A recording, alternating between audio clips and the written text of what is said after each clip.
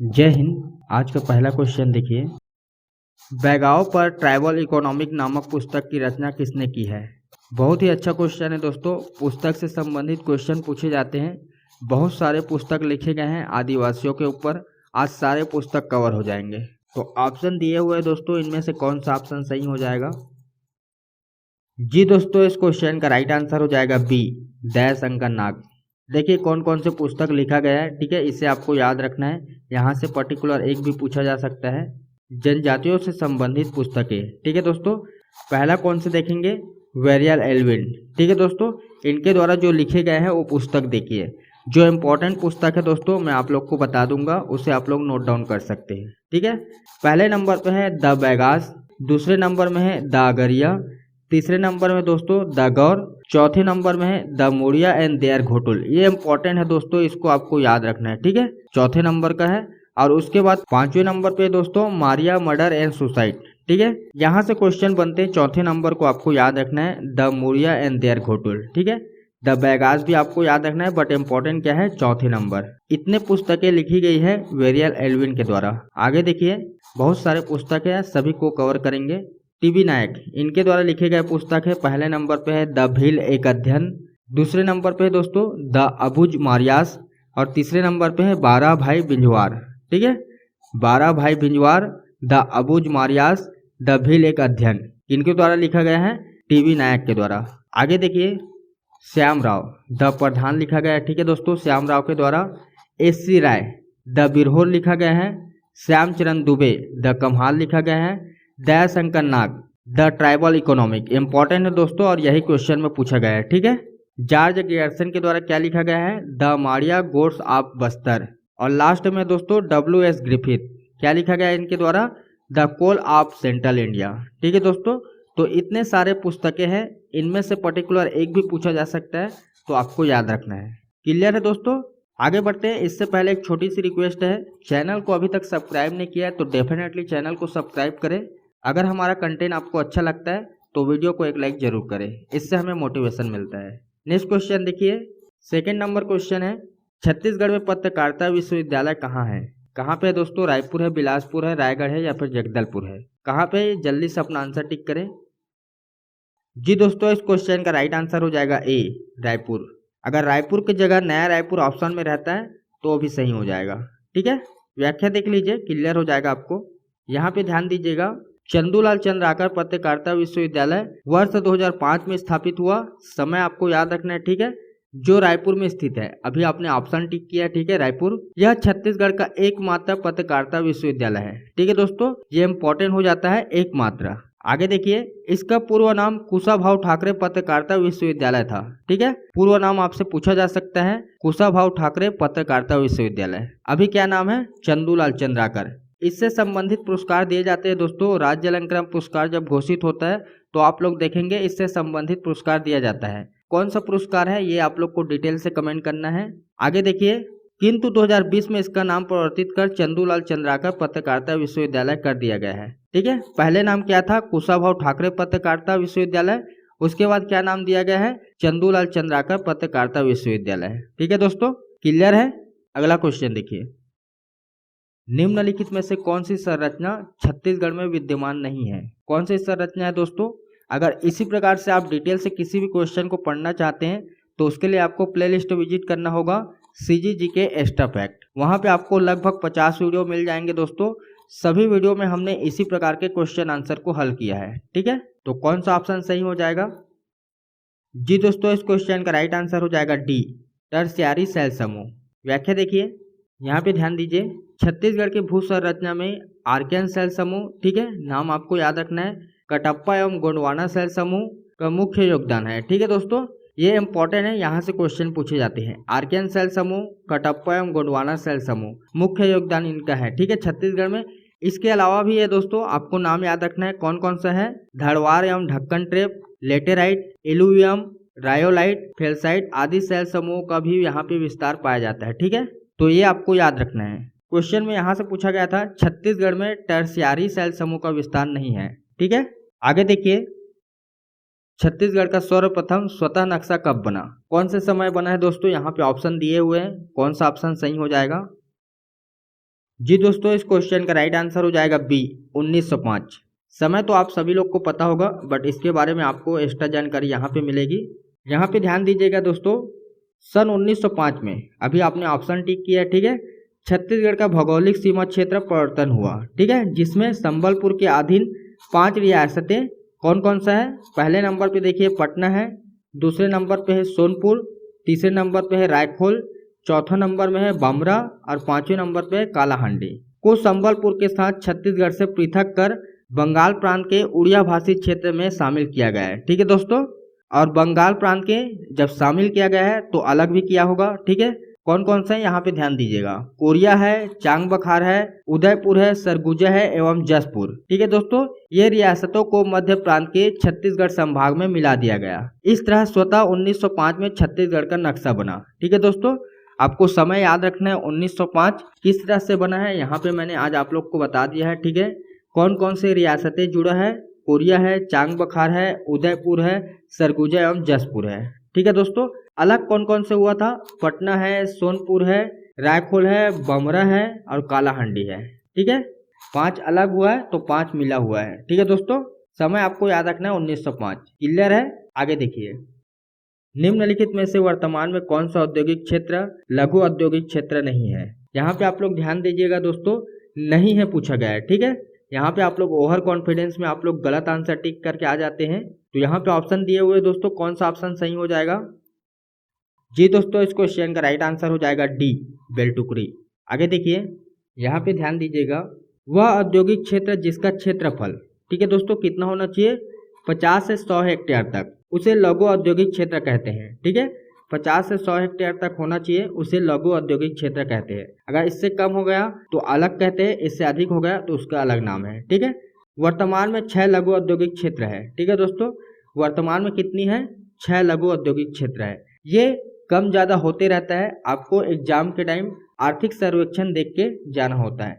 कभी नया खुल गया या कोई बंद हो गया तो ये कम ज़्यादा हो सकता है, ठीक है दोस्तों। यहाँ पे आप लोग ध्यान रखेंगे, आर्थिक सर्वेक्षण आप लोग को देख के जाना होगा। अभी वर्तमान में 6 है, ये आपको याद रखना है। कौन कौन सा है दोस्तों, नाम आप लोग को बता देता हूँ। पहले नंबर पे है मरहूम कला, कहाँ पे है, राजनांदगांव, जिला आपको याद रखना है, ठीक है दोस्तों। दूसरे नंबर पे है औद्योगिक क्षेत्र तिफरा, कहाँ पे है, ये बिलासपुर है। ये इंपॉर्टेंट है, यहाँ से क्वेश्चन बनते हैं, ठीक है दोस्तों। तीसरे नंबर पे है बिरकोनी महासमुंद और चौथे नंबर पे दोस्तों नैनपुर गिरिवरगंज सूरजपुर। ये इंपॉर्टेंट नहीं है, अभी तक ये पूछा नहीं गया है, ठीक है। आगे और देखिए, 2 और आपको देखने को मिलेगा। 5वें नंबर पे दोस्तों फूड पार्क बगौद धमतरी, ठीक है। रायपुर से आप धमतरी रोड जाएंगे तो आपको राइट साइड में देखने को मिल जाएगा। 6वें नंबर पे देखिए ग्राम लखनपुरी कांकेर, ठीक है दोस्तों। 6वें नंबर पे कौन सा है, ग्राम लखनपुरी कांकेर। तो ये 6 आपको याद रखना है, ठीक है। इंपॉर्टेंट के लिए मैंने आप लोग को तीसरा बताया है, ठीक है दोस्तों। ये आपको याद रखना है, कहाँ पे है, बिलासपुर, क्लियर है। आगे देखिए, भिलाई इस्पात संयंत्र ने किस वर्ष में अपना उत्पादन आरंभ किया था। यहाँ पे आप लोग ध्यान दीजिएगा दोस्तों, उत्पादन पूछा गया है, स्थापना नहीं पूछा गया है, ठीक है। तो ऑप्शन दिए हुए दोस्तों कौन सा ऑप्शन सही हो जाएगा। जी दोस्तों, इस क्वेश्चन का राइट आंसर हो जाएगा डी 1959, ठीक है दोस्तों। छोटे लेवल के एग्जाम में इतना ही पूछा जाता है दोस्तों, ठीक है। अगर आप बड़े लेवल के एग्जाम की तैयारी कर रहे हैं, जैसे पीएससी हो गया, यूपीएससी हो गया या फिर एसआई हो गया, तो उसमें आपको अलग और पूछा जा सकता है। क्या आपको पूछा जा सकता है आगे हम देखेंगे, ठीक है। यहाँ पे आप लोग ध्यान दीजिएगा। देखिए, भिलाई इस्पात संयंत्र के बारे में क्या क्या पूछा जाता है, स्थापना पूछा जाता है। अभी हमने क्या देखे थे, उत्पादन, ठीक है। स्थापना कब हुआ था दोस्तों, 1955 में, या द्वितीय पंचवर्षीय योजना, ये पूछा जाता है कौन से पंचवर्षीय योजना में स्थापना हुआ है भिलाई इस्पात संयंत्र का, ठीक है दोस्तों। दोनों आपको पता चल गया है समय, ठीक है, 1955 और द्वितीय पंचवर्षीय योजना। उत्पादन दोस्तों अभी हमने देखे थे 1959 में, ठीक है। उसके बाद सहयोग किसके सहयोग से बनाया गया है, तो रूस के सहयोग से बनाया गया है, ठीक है। उसके बाद प्राकृतिक पूछा जाता है, सार्वजनिक उपक्रम है PSU, ठीक है दोस्तों। उसके बाद और देखिए, यहाँ से भी क्वेश्चन बनते हैं, कच्चे माल की आपूर्ति, ठीक है, कहाँ कहाँ से होता है। देखिए, लौह अयस्क का, ये इंपॉर्टेंट है, रावघाट से, ठीक है। और उसके बाद कोयला, कोयला कहाँ से होता है, कोरबा से होता है, ठीक है दोस्तों। तो यहाँ पे 2 कच्चे माल का उपयोग हो रहा है, लौह अयस्क रावघाट से और कोयला कहाँ से, कोरबा से। और भी कच्चे माल का उपयोग किया जाता है दोस्तों, उसको हम आगे वीडियो में कवर करेंगे। एक ही वीडियो में करेंगे तो बहुत लेंथी हो जाएगा। आगे देखिए, इसी से संबंधित और भी जानकारी आपको देखने को मिलेगा। नोट देखिए, भिलाई इस्पात संयंत्र को बिजली आपूर्ति एनएस पावर कॉर्पोरेट भिलाई के द्वारा किया जाता है। ठीक है दोस्तों, जो एनटीपीसी एवं सेल का संयुक्त उपक्रम है। ठीक है दोस्तों, दोनों आपको याद रखना है, एनटीपीसी एवं सेल। ठीक है, यह बीएसपी प्रांगण में स्थापित है, वहीं पे है। ठीक है दोस्तों, बीएसपी प्रांगण में। और यहाँ पे आपको पूछा जा सकता है दोस्तों, उत्पादन कितना होता है? 574 मेगावाट बिजली उत्पादन करता है। ठीक है, तो इतना आपको एक्स्ट्रा जानकारी मिल गया है, ये आपको याद रखना है। क्लियर है? आगे देखिए, बाल्को संयंत्र में उपयोग आने वाला मुख्य खनिज अयस्क है। यहाँ पे मुख्य खनिज अयस्क के बारे में पूछा गया है। ऑप्शन दिए हुए दोस्तों, कौन सा ऑप्शन सही हो जाएगा? जी दोस्तों, इस क्वेश्चन का राइट आंसर हो जाएगा डी, बॉक्साइट। व्याख्या देखिए, यहाँ पे व्याख्या में ध्यान दीजिएगा। बाल्को संयंत्र 24 नवंबर 1965 में कोरबा जिले में रूस एवं हंगरी के सहयोग से बनाया गया। ठीक है दोस्तों, यहाँ पे आपको मंथ दिखाई दे रहा है दोस्तों 24 नवंबर। ठीक है, कहीं कहीं पे आपको 27 नवंबर देखने को मिल सकता है। इतना डीप में नहीं पूछा जाता है, आपको समय याद रखना है 1965। ठीक है दोस्तों, कौन से जिले में? कोरबा जिले में रूस एवं हंगरी के सहयोग से ये पूछा जाता है, तो आपको याद रखना है सहयोग किसका है? रूस एवं हंगरी का। ठीक है दोस्तों, आगे देखिए, एल्यूमिनियम आधारित उद्योग है। ठीक है दोस्तों, एल्यूमिनियम का अयस्क बॉक्साइट है, ये आपको याद रखना है दोस्तों। साइंस में भी इस प्रकार के क्वेश्चन देखने को मिल सकता है। ठीक है, अयस्क पूछा जाता है दोस्तों, साइंस का वीडियो आएगा तो इस प्रकार के क्वेश्चन आपको देखने को मिलेगा। ठीक है, जिसका बाल्को में एल्यूमिनियम बनाने में प्रयोग किया जाता है, किसका? बॉक्साइट का। ठीक है दोस्तों, आगे देखिए दोस्तों, यहाँ पे एक और समय दिया गया है, वर्ष 2001। ठीक है, वर्ष 2001 में यह भारत सरकार के लिए सफेद हाथी, यहाँ पे मुहावरा का प्रयोग किया गया है, लाभ न देने वाली, ठीक है दोस्तों, सिद्ध हो रही थी। इस कारण भारत सरकार ने इस कंपनी का 51%, ठीक है दोस्तों, 51% शेयर स्टारलाइट कंपनी को निवेशित कर दिया है।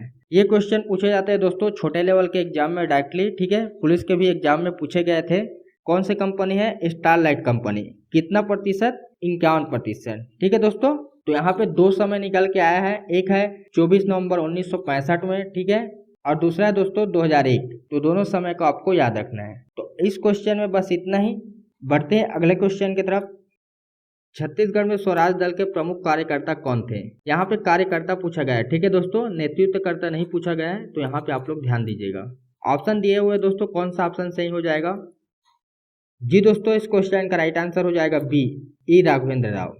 व्याख्या देखिए, यहाँ पे ध्यान दीजिएगा। 1923 में समय आपको याद रखना है, ठीक है दोस्तों, कितना? 1923 में स्वराज दल का मध्य प्रांत में नेतृत्व सेठ गोविंद दास के द्वारा किया गया है। यहाँ पे ध्यान दीजिएगा, नेतृत्व, ठीक है, कौन है? सेठ गोविंद दास के द्वारा। ठीक है दोस्तों, ई राघवेंद्र राव इसके प्रमुख कार्यकर्ता थे। अभी आपने ऑप्शन में देखे थे। ठीक है, अगर कार्यकर्ता पूछा जाता है तो आपको याद रखना है ई राघवेंद्र राव। अगर नेतृत्वकर्ता पूछा जाता है तो सेठ गोविंद दास के द्वारा। समय पूछा जाता है तो 1923। ठीक है दोस्तों, क्लियर है? अगला क्वेश्चन देखिए, छत्तीसगढ़ की आदिम जनजाति ग्रुप पीटीजी कौन है? यहाँ पे आपको पीटीजी नया शब्द देखने को मिल रहा होगा। ठीक है दोस्तों, जनजाति के रिगार्डिंग क्वेश्चन है। जनजाति के रिगार्डिंग हमने सेपरेट वीडियो अपलोड किया है। ठीक है, साथ ही साथ हमने ई बुक भी लॉन्च किया है। ई बुक का लिंक आपको नीचे डिस्क्रिप्शन में देखने को मिल जाएगा, फर्स्ट नंबर पे। ठीक है, और वीडियो का लिंक दोस्तों यहाँ ऊपर में आपको देखने को मिल जाएगा। तो ऑप्शन दिए हुए दोस्तों, कौन सा ऑप्शन सही हो जाएगा? जी दोस्तों, इस क्वेश्चन का राइट आंसर हो जाएगा ए, बैगा।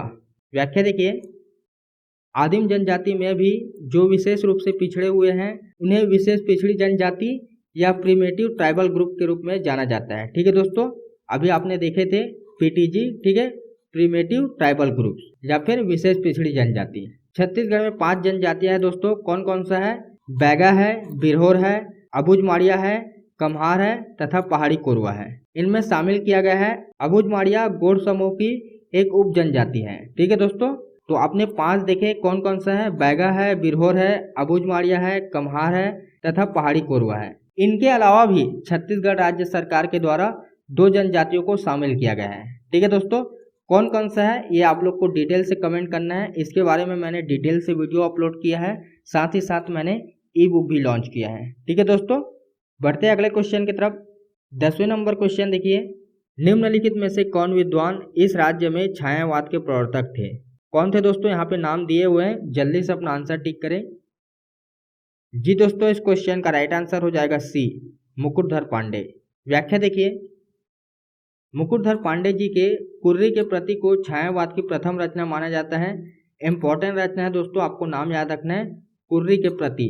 ठीक है, इस प्रकार के रचना को इंटरव्यू में पूछा जाता है। अभी हाल में जो इंटरव्यू हुए हैं दोस्तों यूपीपीएससी का, वहां पे देखने को मिला है। ठीक है, और पांडे जी को छायावाद का प्रवर्तक माना जाता है। इनकी अन्य रचनाएं हैं।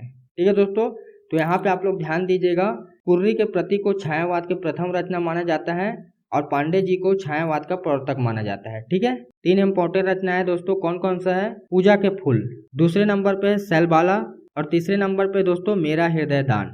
ठीक है, यहाँ पे ध्यान दीजिएगा दोस्तों, इंपॉर्टेंट तथ्य है, वन लाइनर के रूप में क्वेश्चन पूछे जाते हैं छोटे लेवल के एग्जाम में। इन्होंने मेघदूतम का छत्तीसगढ़ी भाषा में अनुवाद किया है। किनका दोस्तों?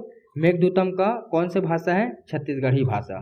तो इतना आपको याद रखना है। तो इस क्वेश्चन में बस इतना ही। बढ़ते दोस्तों अगले क्वेश्चन की तरफ।